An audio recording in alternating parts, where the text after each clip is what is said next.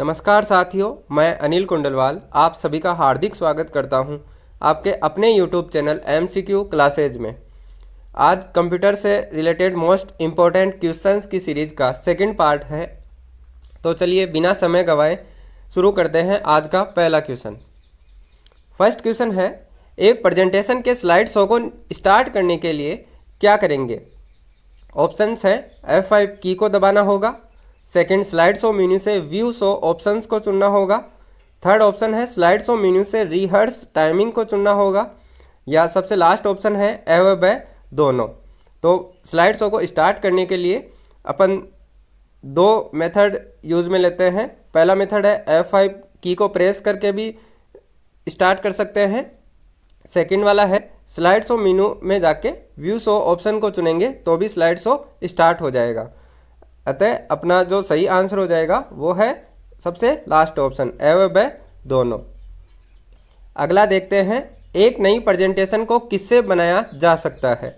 Options हैं, blank presentation से, मौजूदा या पूर्व में उपलब्ध प्रेजेंटेशन से, डिजाइन टेम्पलेट से, या फिर उपरोक्त सभी। तो इसका राइट आंसर हो जाएगा उपरोक्त सभी। यानी अपन एक जो नई प्रेजेंटेशन है वो तीन मेथड से बना सकते हैं, या तो ब्लैंक प्रेजेंटेशन से, या पहले से जो प्रेजेंटेशन चल रही है उससे भी बनाया जा सकता है, या फिर डिजाइन टेम्पलेट से प्रेजेंटेशन चूज करके भी बना सकते हैं। अगला देखते हैं, एक सूत्र फॉर्मूला बनाने के लिए आप किसका उपयोग कर सकते हो? ऑप्शंस हैं, सेल वैल्यू का ओनली। सेकेंड ऑप्शन है सेल वैल्यू का नहीं, सेल रेफरेंस का ओनली। थर्ड ऑप्शन है सेल वैल्यू और सेल रेफरेंस दोनों का नहीं। या सबसे लास्ट ऑप्शन है सेल वैल्यू और सेल रेफरेंस दोनों का। तो MS एक्सेल में जब अपन फॉर्मूला बनाते हैं तो सेल वैल्यू और सेल रेफरेंस दोनों का यूज होता है, इसलिए अपना जो सबसे लास्ट ऑप्शन है वो सही हो जाएगा। अब यहाँ पे एक फैक्ट याद रखना है अपने को कि MS एक्सेल में जो भी फॉर्मूला स्टार्ट होता है वो हमेशा इक्वल टू के साइन से स्टार्ट होता है। यह क्वेश्चन भी आपसे पूछा जा सकता है। अगला देखते हैं, MS वर्ड 2010 व MS पावरपॉइंट 2010 में न्यू डॉक्यूमेंट्स या स्लाइड बाय डिफ़ॉल्ट कौन से मोड में ओपन होते हैं? बाय डिफ़ॉल्ट से मतलब क्या है कि MS वर्ड या MS पावरपॉइंट को जब अपन पहली बार ओपन करते हैं तो वो कौन से मोड में ओपन होगा, उसी को बाय डिफ़ॉल्ट मोड बोला जाता है। तो इसके ऑप्शंस देखते हैं, पोर्ट्रेट मोड और लैंडस्केप मोड, दोनों पोर्ट्रेट मोड में, दोनों लैंडस्केप मोड में, या वर्ड लैंडस्केप में, MS पावरपॉइंट पोर्ट्रेट मोड में। तो इसका सही आंसर हो जाएगा MS वर्ड होता है पोर्ट्रेट मोड में और MS पावरपॉइंट होता है लैंडस्केप मोड में। तो इसका जो सही आंसर हो जाएगा वो हो जाएगा फर्स्ट ऑप्शन ए। अब यहाँ पे देखें, जो MS वर्ड 2010 होता है उसमें नए डॉक्यूमेंट को ओपन करने के लिए एक शॉर्टकट की यूज़ में ली जाती है, वो होती है Ctrl+N। और यदि अपने को MS पावरपॉइंट में कोई न्यू स्लाइड जोड़नी है तो उसके लिए शॉर्टकट की होती है Ctrl+M। ये भी क्वेश्चन पूछा जा सकता है। अगला क्वेश्चन है, कोबोल क्या है? ऑप्शंस है, ए फूड यानी एक भोजन, ए बॉल यानी एक गेंद, ए डांस फॉर्म यानी एक जो डांस करने की फॉर्म होती है वो, या फिर सबसे लास्ट ऑप्शन है ए कंप्यूटर लैंग्वेज यानी कंप्यूटर की एक भाषा। तो याद रखना है इसका सही आंसर हो जाएगा ए कंप्यूटर लैंग्वेज। कोबोल एक कंप्यूटर लैंग्वेज है। इसकी फुल फॉर्म की बात करें तो इसकी फुल फॉर्म हो जाएगी कॉमन बिजनेस ओरिएंटेड लैंग्वेज। और एक फैक्ट याद रखना है कि इंटरनेट पर मोस्टली जो प्रयोग में ली जाती है वो कौन सी लैंग्वेज होती है? तो उसका राइट आंसर हो जाएगा जावा। याद रखना है ये भी। अगला देखते हैं, कौन एक ऑपरेटिंग सिस्टम नहीं है? ऑप्शंस हैं, एंड्रॉयड, स्काडा, यूनिक्स, या फिर विंडोज। तो इसका राइट आंसर हो जाएगा सेकंड ऑप्शन स्काडा। अब पहला देखते हैं एंड्रॉयड। एंड्रॉयड किसके द्वारा विकसित किया गया था? तो एंड्रॉयड विकसित किया गया था गूगल के द्वारा। और कब विकसित हुआ था? तो ये ऑफिशियली लॉन्च हुआ था 23 सितंबर 2008 को। थर्ड देखते हैं यूनिक्स। यूनिक्स किसके द्वारा विकसित किया गया था? यूनिक्स किया गया था बेल लेबोरेटरीज के द्वारा। अब विंडोज़ की बात करें, विंडोज़ किसके द्वारा विकसित किया गया? तो विंडोज़ का याद रखना है, ये विकसित किया गया माइक्रोसॉफ्ट के द्वारा। और ऑफिशियली कब लॉन्च हुआ था ये? तो वो डेट भी याद रखनी है, वो डेट है 20 नवंबर 1985 को। अगला देखते हैं सी, बेसिक, कोबोल, जावा कौन सी भाषाओं के एग्जाम्पल्स हैं? ऑप्शन देखते हैं, low level language, computer language, system language या फिर हाई लेवल लैंग्वेज। तो इसका सही आंसर हो जाएगा सबसे last option, high level language.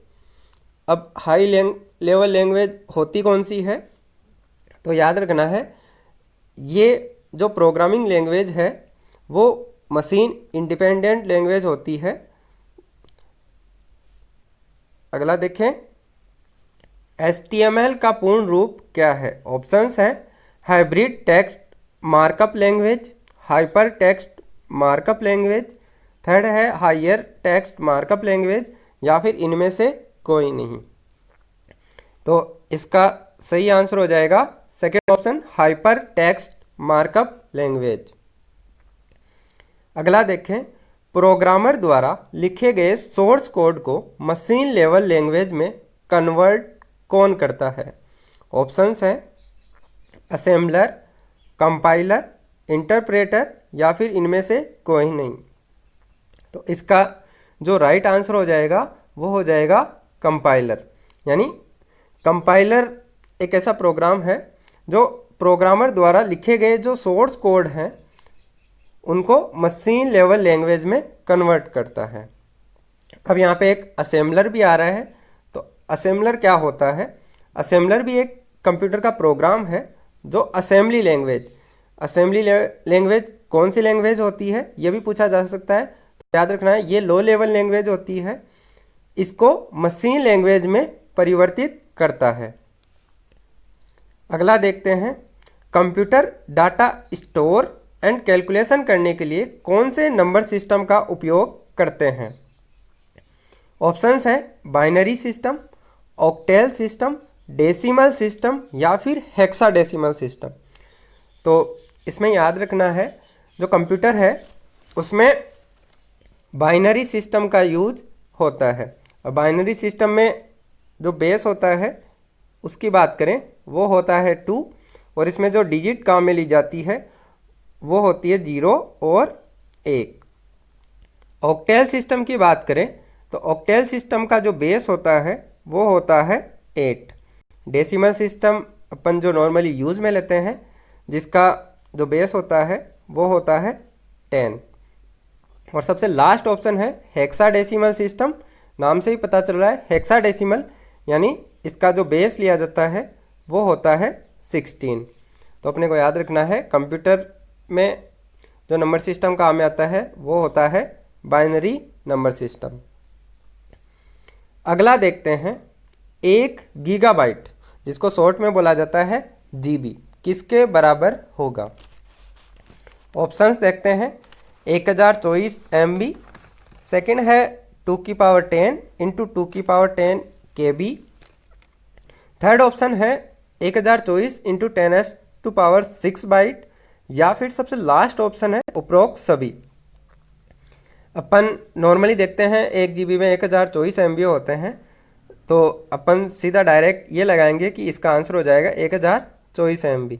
लेकिन यहाँ पे ये कैलकुलेशन बेस है तो अपने को आगे वाले ऑप्शंस को भी देखना पड़ेगा। 1024 MB पहला ऑप्शन सही है। सेकंड देखते हैं 2 की पावर 10 इंटू 2 की पावर 10। 2 की पावर 10 का मतलब क्या हो जाएगा? वो ही 1024 और फिर 2 की पावर 10 है, यानी ये भी हो जाएगा 1024। अब आगे लिखा हुआ है KB, तो 1024 तो ऐसे का ऐसे रख ले, और जो KB है इसको 1024 से गुणा करेंगे तो ये क्या हो जाएगा, ये हो जाएगा MB, यानी सेकेंड ऑप्शन भी सही है। अब आगे चलते हैं, 1024 इंटू 10⁻6 बाइट।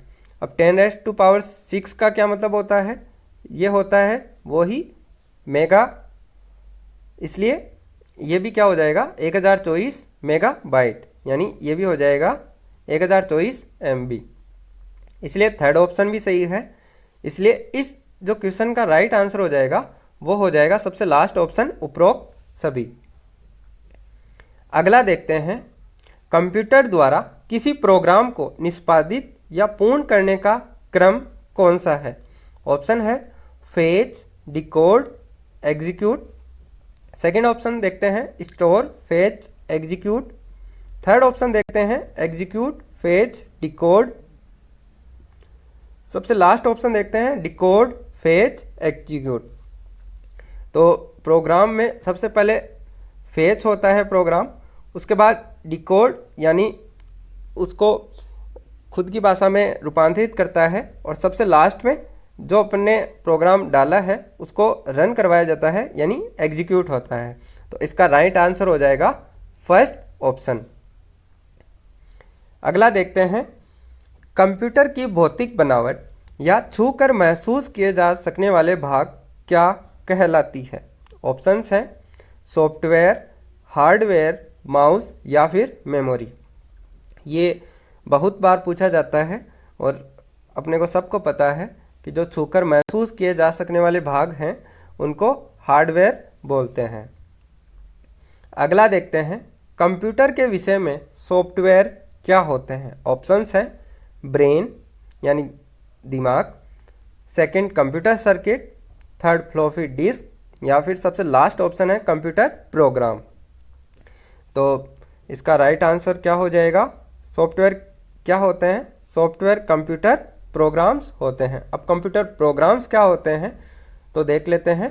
कंप्यूटर प्रोग्राम संकेतों का एक ऐसा संग्रह है जो कंप्यूटर को बताता है कि कौन सा कार्य कैसे किया जाएगा या करना है। मतलब जो कंप्यूटर प्रोग्राम होते हैं वो कंप्यूटर को ये बताते हैं कि ये कार्य ऐसे करना है, कि प्लस करना है, माइनस करना है, या भी और भी जो कार्य होते हैं वो किस तरीके से किए जाएंगे। अगला क्वेश्चन देखते हैं, माइक्रोसॉफ्ट ऑफिस किसका उदाहरण है। ऑप्शंस हैं operating system, application software, processing system, या फिर सिस्टम सॉफ्टवेयर। तो इसका राइट आंसर हो जाएगा एप्लीकेशन सॉफ्टवेयर, यानी जो माइक्रोसॉफ्ट ऑफिस है उसमें अपन अपने कार्य को करने के लिए एप्लीकेशन अलग से डालना पड़ता है, तो ये एप्लीकेशन सॉफ्टवेयर की कैटेगरी में आता है। अब यहाँ पे देखें, एक फैक्ट याद रखना है कि सिस्टम सॉफ्टवेयर क्या होते हैं। सिस्टम सॉफ्टवेयर वो प्रोग्राम्स होते हैं जो पहले से सिस्टम को रन कराने के लिए सिस्टम में उपलब्ध रहते हैं, या कंप्यूटर हार्डवेयर को मैनेज करने वाले सॉफ्टवेयर जो कंप्यूटर की बेसिक फंक्शनैलिटीज़ को नियंत्रित कर सकें, उन्हें बोलते हैं अपन सिस्टम सॉफ्टवेयर। आगे चलते हैं, कंप्यूटर का हार्डवेयर के उदाहरण नहीं है। यहाँ पे ध्यान देना है, उदाहरण नहीं है पूछा जा रहा है। ऑप्शंस है माउस, मॉनिटर, प्रिंटर, या फिर ऑपरेटिंग सिस्टम। तो इसका राइट आंसर हो जाएगा सबसे लास्ट ऑप्शन ऑपरेटिंग सिस्टम। अब एक बात याद रखनी है कि एक वर्ड आता है पेरिफेरल। पेरिफेरल होता क्या है, कंप्यूटर से जो भी हार्डवेयर या उपकरण जुड़े होते हैं उनको बोला जाता है पेरिफेरल। जैसे कंप्यूटर से माउस जोड़ते हैं, प्रिंटर जोड़ते हैं, कीबोर्ड जोड़ते हैं, तो ये कंप्यूटर के पेरिफेरल कहलाएंगे। अगला क्वेश्चन देखते हैं, कंप्यूटर में किसी कमांड को संपन्न या रन करने की प्रक्रिया क्या कहलाती है। ऑप्शन है एग्जीक्यूटिंग, फेचिंग, स्टोरिंग, या फिर डिकोडिंग। तो इसका सही आंसर हो जाएगा फर्स्ट ऑप्शन, एग्जीक्यूटिंग। अगला क्वेश्चन देखते हैं, मल्टीमीडिया में क्या क्या सम्मिलित हो सकते हैं। ऑप्शन है numeric, text and picture data, graphics, animation, video, music and आवाज़ यानी साउंड। थर्ड है ओनली न्यूमेरिक टाइप डाटा, या फिर सबसे लास्ट ऑप्शन है उपरोक्त में से कोई नहीं। तो मल्टीमीडिया जो अपन ग्राफिक्स यूज लेते हैं, एनिमेशन, वीडियो देखते हैं, म्यूजिक सुनते हैं या कोई भी आवाज़ सुनते हैं, वो सारे जो हैं वो मल्टीमीडिया में सम्मिलित होते हैं। तो सबसे इसका जो सूटेबल आंसर हो जाएगा वो हो जाएगा सेकंड ऑप्शन।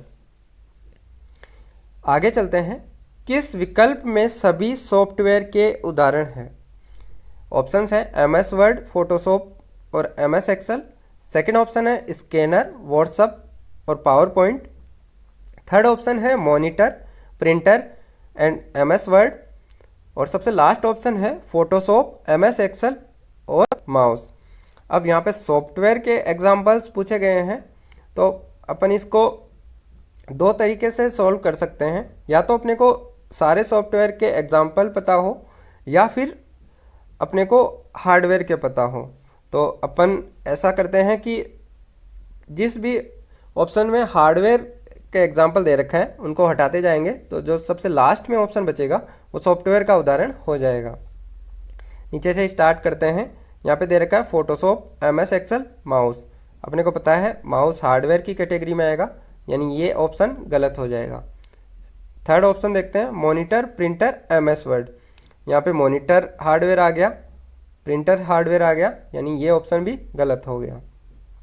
सेकंड ऑप्शन देखते हैं, स्कैनर, व्हाट्सएप, पावर पॉइंट। यहाँ पे स्कैनर हार्डवेयर में आ गया, यानी ये ऑप्शन भी गलत हो गया। तो सबसे जो सूटेबल आंसर हो जाएगा वो हो जाएगा फर्स्ट ऑप्शन, यानी MS वर्ड, फोटोशॉप और MS एक्सेल सॉफ्टवेयर्स के एग्जाम्पल हैं। अगला क्वेश्चन देखते हैं, किस विकल्प में सभी हार्डवेयर के उदाहरण हैं। यहाँ पे हार्डवेयर के एग्जाम्पल पूछा गया है, तो चलिए देखते हैं ऑप्शंस को। पहला ऑप्शन है power point, ALU, mouse. Second option है CPU, MS एक्सेल और फोटोशॉप। थर्ड ऑप्शन है MS word, keyboard and CPU। सबसे लास्ट ऑप्शन है ALU, CPU, मॉनिटर और कीबोर्ड। अब देखते हैं, पावर पॉइंट सॉफ्टवेयर आ गया, इसलिए पहला ऑप्शन गलत हो जाएगा। सेकेंड ऑप्शन देखते हैं, CPU, MS एक्सेल, फोटोशॉप में MS एक्सेल आ गया, इसलिए ये ऑप्शन भी गलत हो जाएगा। थर्ड ऑप्शन में देखते हैं MS वर्ड सॉफ्टवेयर आ गया, इसलिए ये गलत हो जाएगा। फोर्थ देखते हैं ALU, CPU, मॉनिटर और कीबोर्ड। ये सारे हार्डवेयर के उदाहरण हैं, तो फोर्थ ऑप्शन सही हो जाएगा। अब यहाँ पे देखते हैं कुछ शॉर्ट फॉर्म आ रही है। पहली शॉर्ट फॉर्म है ALU। तो ALU की फुल फॉर्म की बात करें तो फुल फॉर्म हो जाएगी arithmetic logic unit. Second short form है CPU। CPU की बात करें तो CPU की फुल फॉर्म हो जाएगी सेंट्रल प्रोसेसिंग यूनिट। अगला क्वेश्चन देखते हैं, निम्नलिखित नेटवर्क टोपोलॉजी में किसकी संचरण गति सबसे अधिक होती है। मतलब किसकी ट्रांसमिशन जो कैपेसिटी है वो सबसे अधिक होती है। ऑप्शन है LAN, WAN, MAN, या सबसे लास्ट ऑप्शन है LAN और MN दोनों की इक्वल होती है। तो इससे पहले कि अपन आंसर को देखें, इनकी फुल फॉर्म देखते लेते हैं। तो LAN की फुल फॉर्म हो जाती है लोकल एरिया नेटवर्क। MAN की फुल फॉर्म देखें तो वो होती है मेट्रोपॉलिटन एरिया नेटवर्क। और सबसे लास्ट है WAN, तो WAN की फुल फॉर्म हो जाएगी वाइड एरिया नेटवर्क। तो इसका राइट आंसर देखते हैं, तो इसका राइट आंसर हो जाएगा फर्स्ट ऑप्शन LAN, यानी ये शॉर्ट एरिया में होता है, तो इसकी जो संचरण गति है वो सबसे अधिक हो जाएगी। अगला देखते हैं, विश्व का सबसे बड़ा नेटवर्क कौन सा है। ऑप्शन है इंटरनेट, इंट्रानेट, VPN या फिर WAN। तो इसका राइट आंसर हो जाएगा इंटरनेट। इंटरनेट सारे संसार में जो नेटवर्क का जाल बिछा हुआ है उसको बोलते हैं, तो ये सबसे बड़ा नेटवर्क हो जाएगा। यहाँ पे एक टर्म आ रही है VPN। VPN की फुल फॉर्म आपसे पूछी जा सकती है, तो याद रखें VPN की फुल फॉर्म है वर्चुअल प्राइवेट नेटवर्क। अगला देखते हैं तंतु प्रकाशिकी, जिसको ऑप्टिकल फाइबर भी बोला जा सकता है। संचार में संकेत किस रूप में प्रवाहित होता है? ऑप्शंस हैं प्रकाश तरंग, रेडियो तरंग, सूक्ष्म तरंग या फिर विद्युत तरंग। तो इसका जो सही आंसर हो जाएगा वो है प्रकाश तरंग। अब जो ऑप्टिकल फाइबर होता है जिसमें जो संकेत जाते हैं प्रकाश के, वो कौन से सिद्धांत पर आधारित हैं? तो वो सिद्धांत भी अपने को कंप्यूटर में भी पूछा जा सकता है, जनरल साइंस में भी आ सकता है ये क्वेश्चन। याद रखना है वो सिद्धांत हो जाएगा पूर्ण आंतरिक परावर्तन। चलिए अगले क्वेश्चन की ओर बढ़ते हैं। अगला क्वेश्चन है अनचाहे ईमेल को क्या कहा जाता है? ऑप्शंस है स्पैम, वायरस, ट्रेस बिन या फिर रिसाइकिल बिन। तो इसका सही आंसर हो जाएगा फर्स्ट ऑप्शन स्पैम्स। अब यहाँ पे एक टर्म आ रही है recycle bin. Recycle bin computer में एक ऐसा फोल्डर होता है जहाँ डिलीट की गई फाइलों या फोल्डरों को टेम्परेरी रूप से स्टोर किया जाता है। मतलब अपन कंप्यूटर में जो भी कोई चीज़ डिलीट करते हैं या कोई फाइल डिलीट करते हैं, फोल्डर डिलीट करते हैं, तो वो टेम्पोरेरी रूप से जाके रिसाइकिल बिन में स्टोर हो जाता है। ये भी याद रखना है अपने को। अगला देखते हैं फायरवॉल के संबंध में गलत कथन कौन सा है?